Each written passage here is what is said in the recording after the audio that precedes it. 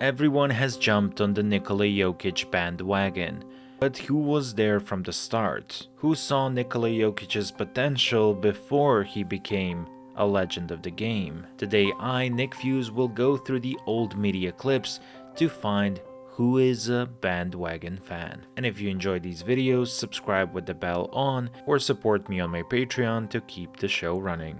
Now let's go. First off, let's start with Stephen A. Smith. Before Nikola Jokic became the MVP, Stephen A. Smith about Jokic was usually a one-liner, which was this. I understand that this big tub of lard that can't jump onto a curb is unstoppable. This dude, and I mean this affectionately, just some big tub of lard. I mean, a brother can't jump onto a curb for crying out. Slow as a snail, can't jump onto a curb, big tub of lard. Stephen A. Smith would usually offend Nikola Jokic by calling him a big tub of lard, and in most of debates, Stephen A. Smith would always pick Embiid over Jokic. And to give you the biggest blasphemy, as he would say, is when Stephen A. Smith said, Jokic isn't known for having some kind of dominant post game now. That's not his game.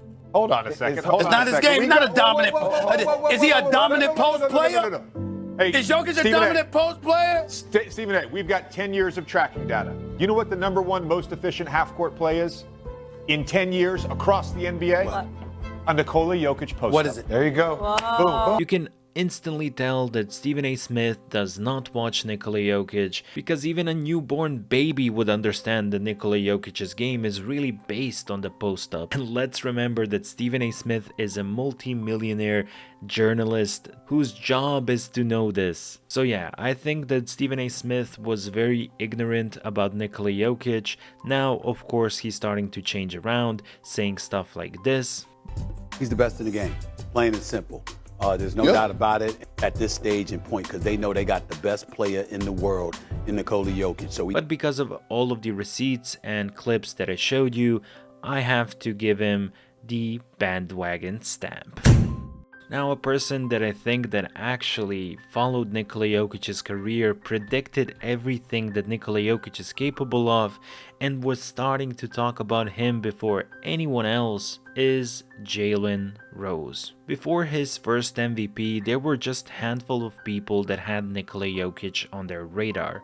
But Jalen Rose was one of them. In 2019, in Nikola Jokic's first playoff season, Jalen Rose actually praised Nikola Jokic's unique offensive style and said that that will be a key to the Nuggets' success. He talked about Nikola Jokic sharpening his game and losing weight. He was supportive about him all the way. And quite simply, if you were a Nikola Jokic fan back in those days, the only place you could hear about him was on this show. So let's hear some bits from that show. And I talked about how he was going to be an ascending player to take the league by storm. So much so, Stephen A. Smith is going to owe me some designer shoes. Okay, I've been trying to tell the entire world about this. With just a few clips, you can see that Jalen Rose was always a fan and has supported Jokic from the start, and personally I think Jalen Rose deserves to have his own show because he knows his basketball. True fan. Now we get to the weasel. Now we get to the worst NBA analyst I've ever heard in my life, and a man that has been wrong and blasphemous for so long. It's Nick Wright, who should be Nick wrong. If we talk about cream de la cream haters of Nikola Jokic, well, it's Nick Wright. If Nikola Jokic was running, Nick Wright would be there to put his feet so Nikola Jokic can slip and fall. He was saying that if Nikola Jokic wins the MVP, he would be the worst MVP since 1979. He also said that Chris Paul was more deserving of winning the MVP than Nikola Jokic, even though their stats were totally different. And you know what? I'm just gonna get the receipts and show you. If Nikola Jokic wins the MVP, he's the worst player to win the MVP since Dave Cowens. No.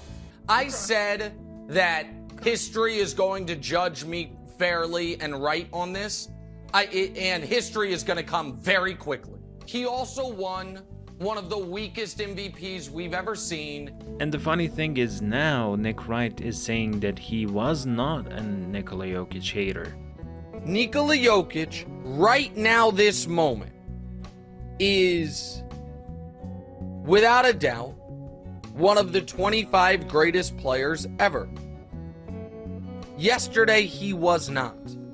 So now we can definitely say that Nick Wright became a bandwagon fan. Now, another person that actually supported Nikola Jokic for a long time is Zach Lowe. During Nikola Jokic's rise to the top, Zach Lowe was always there to praise him and his game. He quite simply was one of the voices of reason that usually you would hear in a debate against Stephen A. Smith or some other sports analysts. In 2017, he did a Q&A with Nikola Jokic. He also wrote articles about his passing, even then calling him the best big man passer of all time. And what I liked about Zach Lowe was he was realistic. In the Denver Nuggets' first postseason with Nikola Jokic and Jamal Murray, he was pretty fair and said that they were too young to win the title. And he was always picking the Denver Nuggets as one of his favorites to win in the future seasons. So let's check out some of the other clips as well. Look at Jokic's playoff numbers. They're insane.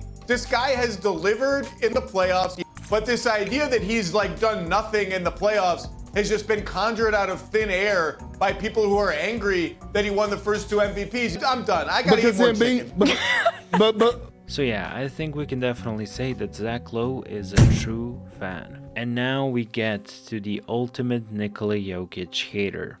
A man that has cost Nikola Jokic an MVP award, and that is, as you know it, Kendrick Perkins. Kendrick Perkins was always riding that, Joel Embiid train, and somewhat you can respect that. But what I don't like is when someone lies and creates narratives that don't exist just to fit their narrative on why they should pick Joel Embiid as an MVP. Let's first remember what he said. When it comes down to guys winning MVP since 1990, it's only 3 guys that won the MVP that wasn't top 10 in scoring. Do you know who those 3 guys were? Who were they? Steve Nash, Jokic, and Dirk Nowitzki. Nah. Dirk Nowitzki. What do those guys have in common?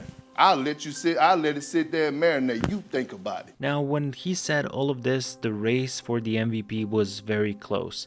And this was the most media biased I've ever seen in my life, because he was debating no one. He was just doing a full monologue on why he thinks that Nikola Jokic shouldn't be the MVP, while on the other side of the table we had another Nikola Jokic ignorer, and that is Stephen A. Smith. So he was not debating anyone. This was on the biggest sports television network, saying that he is stat padding, doing all of the ridiculous tricks just to get his candidate to win, which in the end Embiid won. And how many people ridiculed Embiid for never getting to the Eastern Conference Finals. And later on he says that he was always a fan of Jokic, but of course he had to do him dirty. But then in 2023 he is saying this. I would say this, Forrest unstoppable, Forrest best player in the league, that is Jokic. Making guys around him better, putting up his numbers as well, leading the league and rebounding right now. He is doing it at all facets, all phases, and is handling this bit. So now he is a bandwagon fan. And as you guys saw from the examples in this video, most of these sports analysts, especially the most popular ones, are usually two-faced. Now, I might make another video showing more of these bandwagons or true fans, and let me know down below if you would like to see a part 2. So be sure to subscribe with the bell on so I make more videos like this.